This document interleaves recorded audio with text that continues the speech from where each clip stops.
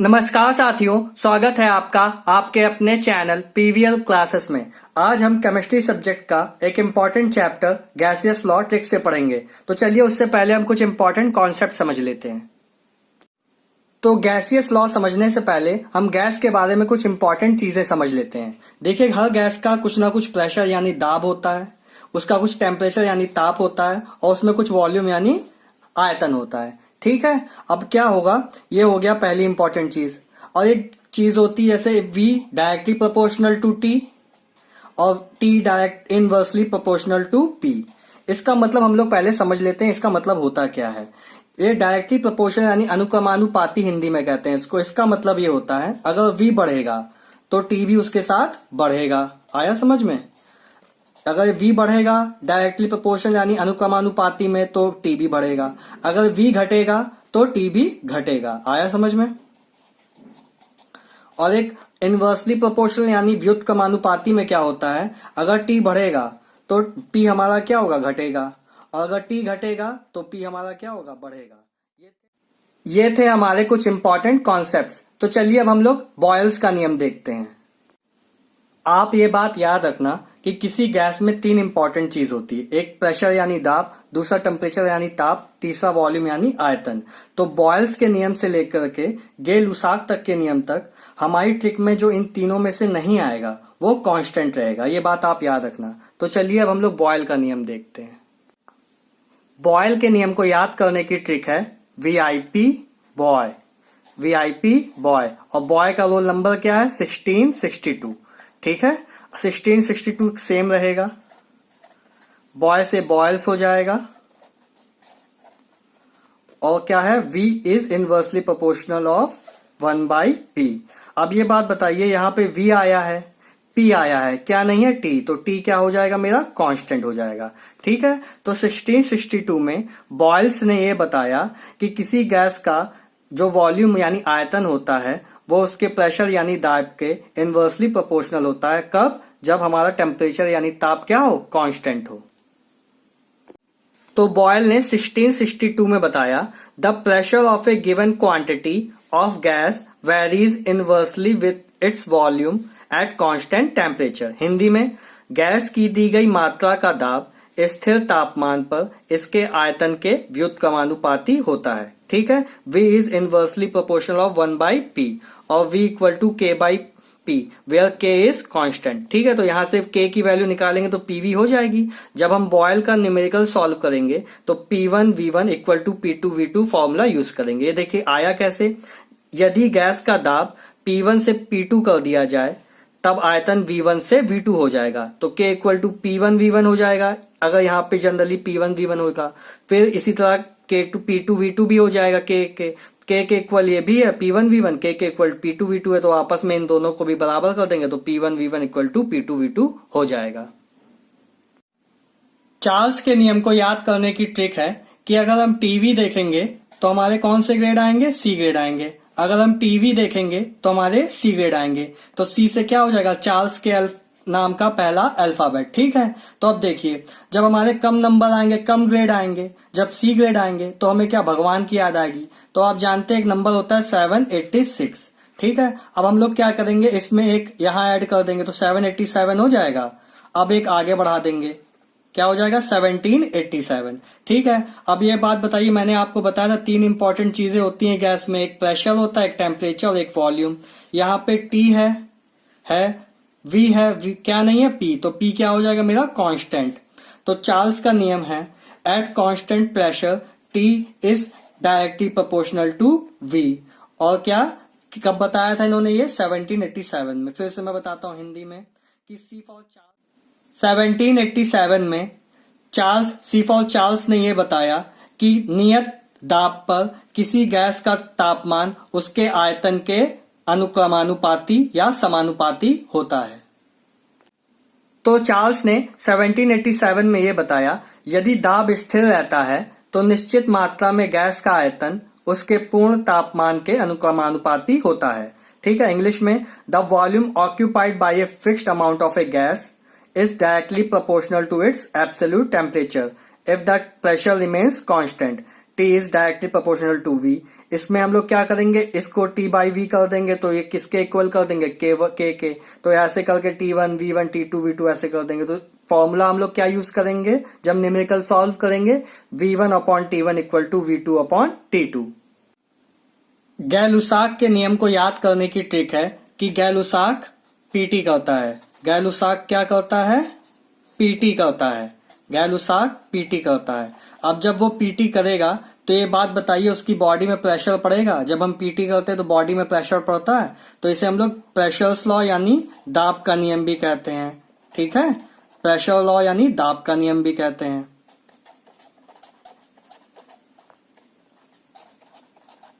ठीक है, अब देखिए यहाँ पे P आया, T आया। मैंने आपको बताया किसी गैस में 3 इंपॉर्टेंट चीजें होती हैं, एक वॉल्यूम, एक प्रेशर, एक टेम्परेचर। यहाँ क्या नहीं है, वॉल्यूम नहीं है, तो V क्या हो जाएगा, कांस्टेंट रहेगा। ठीक है, अब ये बात बताइए, बॉयल का नियम हमने पढ़ा, बॉयल ने कब बताया था, 1662 में बताया था। चार्ल्स ने कब बताया, 1787 में बताया।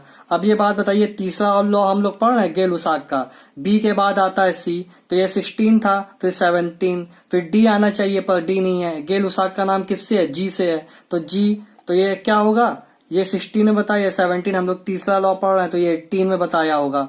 अब कैसे 18 कौन सा ईयर हम कैसे बताएंगे, देखिए जब से गैल-लुसाक ने ये लॉ दिया उसके 68 हो गए। क्या हो गए, 68, तो 68 से क्या 8, 08, तो 1808 में गैल-लुसाक ने ये बताया कि P is directly proportional to T when volume is constant. Hindi में 1808 ईस्वी में गैल-लुसाक ने ये बताया कि अगर नियत आयतन पर किसी गैस का दाब उसके तापमान के अनुक्रमानुपाती या समानुपाती होता है। जब इसमें हम दाब क्या होता है, इसे दाब का नियम भी या प्रेशर्स लॉ भी कहते हैं।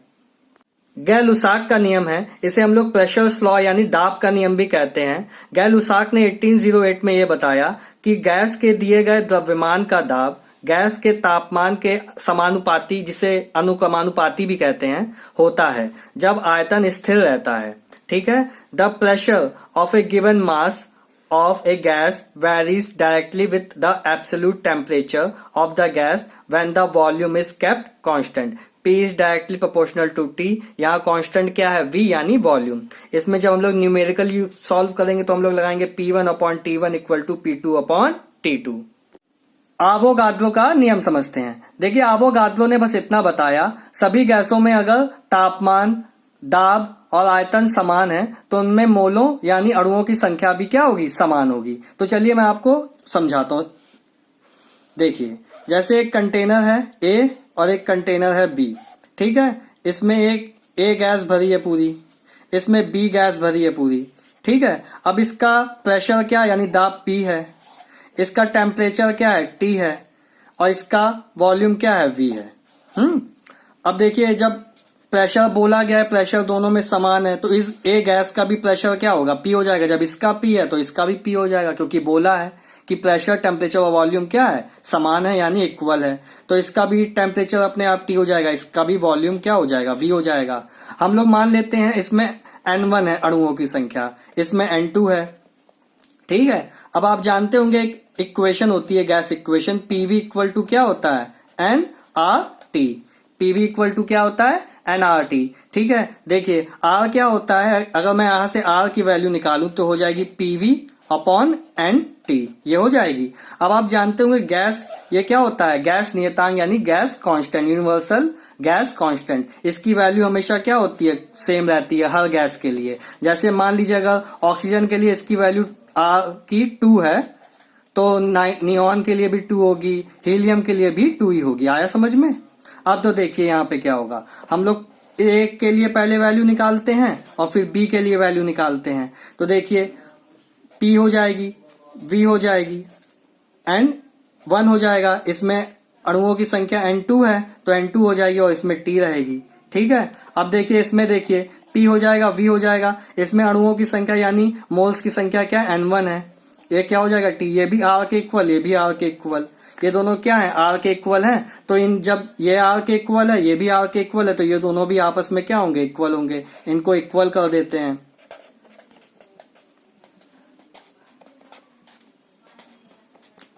देखिए ये बराबर हैं, ये दोनों कट जाएंगे, ये सब कट जाएंगे, बचेगा क्या N1 इक्वल टू N2। इसका मतलब एवोगाड्रो ने क्या सही बताया था कि अगर सभी गैसों में आयतन, प्रेशर और टेम्परेचर यानी ताप, दाब और आयतन अगर तीनों इक्वल है तो उनमें मोलों की संख्या भी क्या होगी, यानी अणुओं की संख्या भी क्या होगी, इक्वल होगी। N1 इक्वल टू N2 आ गया। अब अभी हमने देखा बॉयल्स का नियम कब बताया गया था, 1662 में। चार्ल्स का बताया गया 1787 में। और ये क्या फिर गेल उसाक का आया 1808 में। अब तक हम लोग 3 नियम पढ़ चुके हैं। देखिए 16, 17, 18। अब लेकिन यहाँ एवोगैड्रो ने जब नियम दिया तो इसने भी 18 में दिया था। हम लोग कितने नियम पढ़ चुके हैं, 1, 2, 3। तो हम लोग 08 में 3 ऐड कर देंगे तो 11 हो जाएगा। तो एवोगैड्रो ने ये नियम कब दिया था, 1811 में दिया था। ठीक है।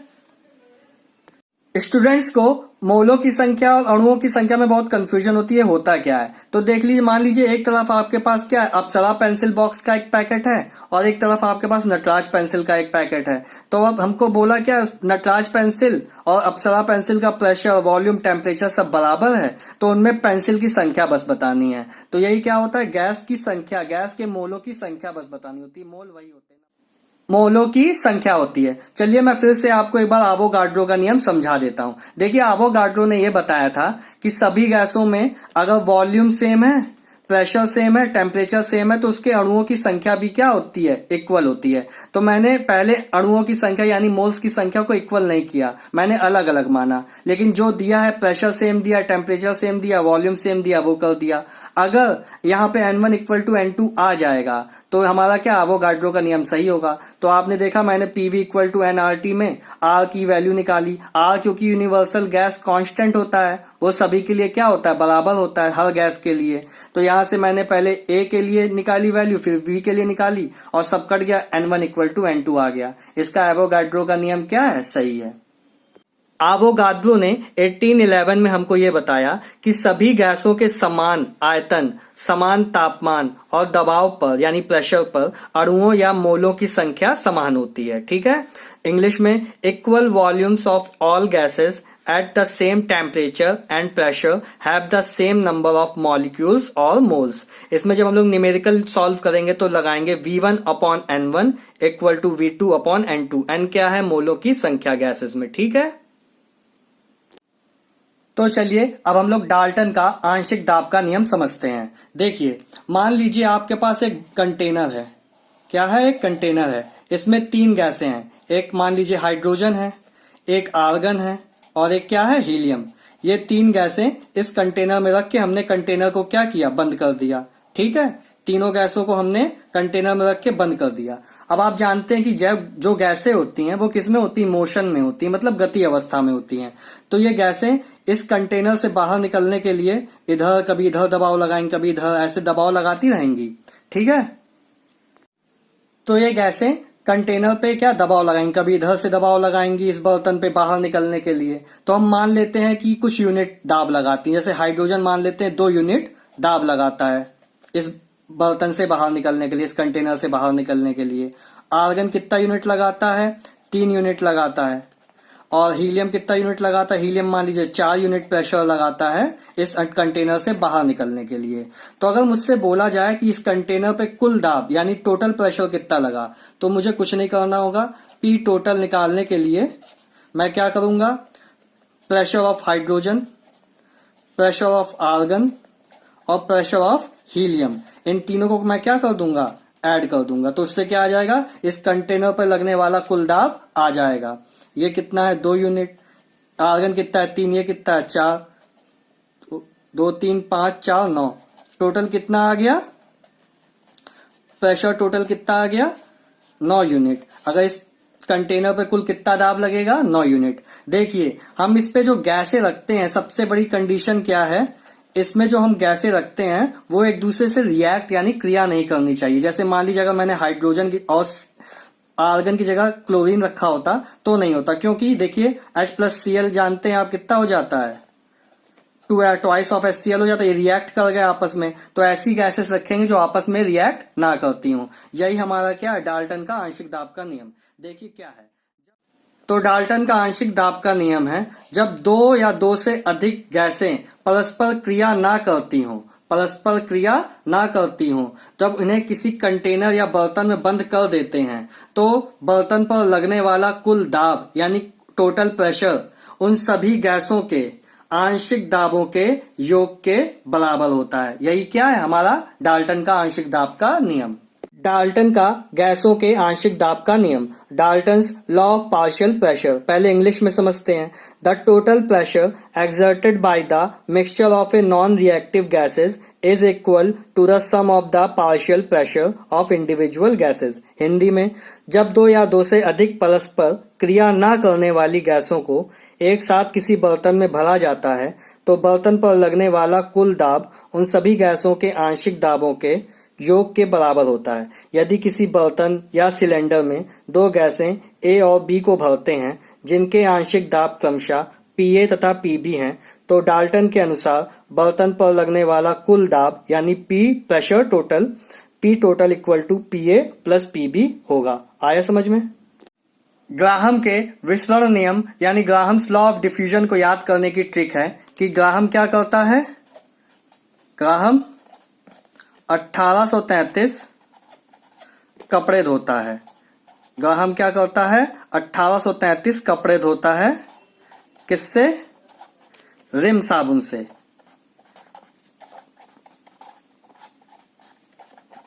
ग्राहम 1833 कपड़े धोता है रिम साबुन से। जब इतने कपड़े धोएगा तो उसकी पीटी ऑटोमेटिक हो जाएगी। उसकी क्या हो जाएगी? पीटी। यही हमारा क्या है? ग्राहम का विसरण का नियम। देखिए कैसे। इसमें क्या है? R is inversely proportional of 1/√m। ठीक है, बस हमें याद क्या रखना है? m के ऊपर अंडर रूट लगाना है। अब आप जानते होंगे कि अणु भार इक्वल टू होता है 2 गुणे वाष्प घनत्व। अणु भार को हम लोग m कहते हैं 2, और वाष्प घनत्व को स्मॉल d से हम लोग रिप्रेजेंट करते हैं, तो m की जगह हम लोग d भी रख सकते हैं। ठीक है, अब हमने देख लिया ग्राहम के विसरण नियम को याद करने की ट्रिक। अब हम लोग लॉ देखते हैं। ग्राहम का विसरण नियम है यानी डिफ्यूजन लॉ है कि in year of 1833 Graham told us that at constant pressure and temperature the diffusion rate is inversely proportional to the square root of molar mass और square root of density। ठीक है, यही हमारा क्या है? Graham का विसरण नियम। अब हिंदी में देखते हैं। 1833 ईस्वी में ग्राहम ने यह बताया कि नियत या स्थिर दाब व ताप पर किसी गैस की विसरण दर उसके अणुभार के व्युत्क्रमानुपाती होती है, या किसी गैस की विसरण दर उसके घनत्व के वर्गमूल के व्युत्क्रमानुपाती होती है। ग्राहम का गैसीय विसरण नियम समझने से पहले हम लोग विसरण यानी डिफ्यूजन और निसरण यानी इफ्यूजन की हम लोग डेफिनेशन देखेंगे। देखिए, गैस के अणुओं के फैलने या बिखरने का गुण विसरण कहलाता है। The tendency of mixing of non reacting gases each other spontaneously. ठीक है, एग्जाम्पल, सेंट की बोतल खोलने पर सुगंध पूरे कमरे में फैल जाना। ये क्या है? किसका? डिफ्यूजन का एग्जाम्पल है। अब देखिए निसरण यानी इफ्यूजन, गैस के अणुओं का सूक्ष्म छिद्र से विसरण निसरण कहलाता है। The property of flow of molecules from high concentration to low concentration from a small hole with external pressure. इसका एग्जाम्पल क्या है? जब हमारी साइकिल पंचर हो जाती है, ये इसका एग्जाम्पल है। छोटे छिद्र से पूरी हवा क्या निकल जाती है। आया समझ में? तो 1833 में ग्राहम ने यह बताया कि स्थिर ताप व दाब पर किसी गैस की विसरण दर यानी R उसके घनत्व D तथा अणुभार के वर्गमूल के व्युत्क्रमानुपाती होती है। तो इंग्लिश में ग्राहम्स डिफ्यूजन लॉ है, at constant pressure and temperature the rate of diffusion or effusion of a gas is inversely proportional to the square root of its density और molar mass। यहाँ क्या हो जाएगा? R is inversely proportional हो जाएगा 1/√D के, और R is inversely proportional हो जाएगा 1/√m के। अब देखिए न्यूमेरिकल सॉल्व करने के लिए हम लोग फॉर्मूला कैसे बनाएंगे। देखिए, किसी एक गैस की विसरण दर R1 घनत्व D1 तथा अणुभार M1 है। दूसरी गैस की विसरण दर R2, घनत्व D2 व अणुभार M2 है तो पहले क्या होगा, R1 equal to inversely proportional of 1 by under root M1, R2 क्या हो जाएगा, इनवर्सली प्रोपोर्शनल हो जाएगा 1 बाई अंडर रूट M2। इसी तरह R1 इक्वल टू क्या हो जाएगा, inversely proportional of 1 by under root D1, R2 क्या हो जाएगा, inversely proportional of 1 by under root D2। ठीक है, देखिए R1 अपॉन R2 क्या होगा, R1 की जगह 1 बाई अंडर रूट M1 रख देंगे, R2 की जगह 1 बाई अंडर रूट M2 का रख देंगे, ये ऊपर चला जाएगा M2 वाला, तो फॉर्मूला आएगा R1 upon R2 equal to under root M2 upon M1। इसी तरह R1 upon R2 1 by under root D1 रख देंगे, इधर क्या R2 की जगह 1 बाई अंडर रूट D2 रख देंगे, तो फॉर्मूला क्या आ जाएगा, R1 upon R2 equal to under root D2 upon D1। जब हमें गैस की डेंसिटी दी होगी तो ये वाला फॉर्मूला लगाएंगे, जब हमें मोलर मास दिया रहेगा तो ये वाला फॉर्मूला लगाएंगे।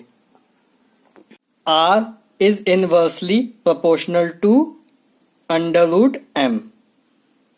सेंट की जब बोतल खोली जाती है तो सुगंध पूरे रूम में ऐसे फैल जाती है, जो सेंट के गैस के अणु होते हैं वो क्या करते हैं, धीरे धीरे बिखरने लगते हैं। इसी प्रॉपर्टी को हम लोग क्या कहते हैं, विसरण यानी डिफ्यूजन कहते हैं। तो चलिए अब हम लोग संयुक्त गैस समीकरण यानी कंबाइंड गैस इक्वेशन और आदर्श गैस समीकरण यानी आइडियल गैस इक्वेशन में अंतर समझते हैं। देखिए अंतर कुछ नहीं है खास। अब ये बात बताइए, आप किसी के आदर्श या आइडियल कब बनेंगे, जब आप पढ़ेंगे लिखेंगे आगे बढ़ेंगे, है कि नहीं, तभी आप किसी के क्या आइडियल बनोगे। तो ये क्या करेगा, इसमें कुछ नहीं होता, ये क्या करता है, बीसीए करता है। ये क्या करता है, बीसीए करता है। जब ये बीसीए कर रहा है, अब इसके जैसा कोई बनना नहीं चाहता तो ये पक्का बीसी कर रहा होगा। क्या कर रहा होगा, बीसी कर रहा होगा। बस ये बीसी करता है और ये बीसीए करता है, बस यही डिफरेंस है। अगर आपने ये समझ लिया तो आप पेपर में आराम से कर लोगे। देखिए तो हम लोग अब समझ लेते हैं बीसी कैसे करता है, संयुक्त गैस समीकरण। ठीक है, ये क्या करता है, बीसी करता है। कैसे, ये किसको फॉलो करता है, बी फॉर बॉयल्स के नियम को, और ये किसको फॉलो करता है, सी फॉर चार्ल्स। ये दो नियम को केवल फॉलो करता है, एक बॉयल्स के, बी फॉर बॉयल्स और सी फॉर चार्ल्स। बॉयल्स का नियम क्या है, V I P boy, V is inversely proportional of 1 by P. और चार्ल्स का क्या, अगर हम टीवी देखेंगे तो क्या होगा, हमारी सी ग्रेड आएंगे। ठीक है, देखिए वी इसमें भी है, वी इसमें भी है। वी को हम लोग क्या करते हैं, इधर लिखते हैं। अब एक बार वी किसके प्रोपोर्शनल है, पी के, और एक क्या है, टी, तो टी को इधर लिखते हैं और क्या, पी को। ये क्या करता है, बी और बॉयल्स बीसी करता है, बॉयल्स के नियम और चार्ल्स के नियम को क्या एक साथ फॉलो करता है। तो ये हो गया। अब यहां से हम लोग क्या करेंगे, इसको सबको एक तरफ कर देंगे, तो ये क्या हो जाएगा, पीवी, इधर डिवाइड में इधर चला जाएगा मल्टीप्लाई में टी। इसको हम लोग कुछ कांस्टेंट मान लेते हैं, किसके, के। अब मान लीजिए हमारी गैस का एक बार प्रेशर P1 से P2 हो गया, V1 से V2 हो गया, T1 से T2 हो गया। तो इसको न्यूमेरिकल जब हम लोग सॉल्व करेंगे तो किससे करेंगे, इसका फॉर्मूला क्या होता है, P1 V1 upon T1 equal to P2 V2 upon T2। आया समझ में। तो P1 V1 upon T1 equal to P2 V2 upon T2 है। ये क्या है, हमारी संयुक्त गैस समीकरण है, यानी कंबाइंड गैस इक्वेशन है। देखिए कंबाइंड गैस इक्वेशन से आइडियल गैस इक्वेशन हम एक तरीका और होता है, मैं उससे भी बता सकता था, लेकिन मैंने इसलिए नहीं बताया ताकि आपको क्या अलग अलग याद रहे कि आइडियल गैस इक्वेशन किसकी ट्रिक क्या है और कंबाइंड गैस इक्वेशन की ट्रिक क्या है। ठीक है, तो चलिए अब हम लोग आदर्श गैस समीकरण देखते हैं। तो आइडियल गैस इक्वेशन देखने से पहले हम लोग आदर्श गैस समझते हैं। आदर्श गैस होती क्या है, देखिए जो गैस दाब यानी प्रेशर और ताप यानी टेम्परेचर की सभी परिस्थितियों में बायल, चार्ल्स और अवोगाड्रो के नियम को पूर्ण रूप से पालन करती हैं, उन्हें क्या कहते हैं, आदर्श गैस कहते हैं। तो देखिए जब हम आदर्श बनेंगे किसी के, कब बनेंगे, जब हम बीसीए करेंगे। जब हम आइडियल कब बनेंगे, जब हम बीसीए करेंगे। तो यहां बीसीए से क्या है, B for Boyle's, C for क्या है, चार्ल्स लॉ है, और ए फॉर क्या है, एवोगाड्रो लॉ। तो आदर्श गैस इक्वेशन कहां से निकलती है, मतलब आइडियल गैस इक्वेशन कहां से निकलती है, बॉयल्स के, चार्ल्स के और एवोगाड्रो के कॉम्बिनेशन, तीनों के लॉ के कॉम्बिनेशन से क्या निकलता है हमारा ideal gas equation. Boyle's law क्या है, V is inversely proportional of P, T is directly proportional to V और V is directly proportional to N, where N is what, number of moles। ठीक है, तो देखिए अब हम तीनों को एक साथ जब लिख देंगे तो v क्या हो जाएगा 1/p(T(n). ठीक है, अब हम जब ये प्रोपोर्शनैलिटी हटाते तो एक कांस्टेंट ऐड करते हैं, तो हम यहाँ पे क्या कांस्टेंट ऐड करेंगे, r ऐड कर देंगे। r क्या है, यूनिवर्सल गैस कांस्टेंट। ठीक है, तो ये क्या हो गया, अब p को मैंने इधर भेज दिया, pv इक्वल टू क्या हो जाएगा RT nRT। यही मेरा क्या है आइडियल गैस इक्वेशन। मान लीजिए अगर n की वैल्यू हम 1 रख दें तो क्या हो जाएगा pv इक्वल टू RT। ये मेरी क्या होती हैं आइडियल गैस इक्वेशंस होती हैं। आया समझ में। तो स्टूडेंट्स अगर आपको आज का वीडियो अच्छा लगा हो तो चैनल को सब्सक्राइब कीजिएगा, वीडियो को लाइक कीजिएगा। Thank you.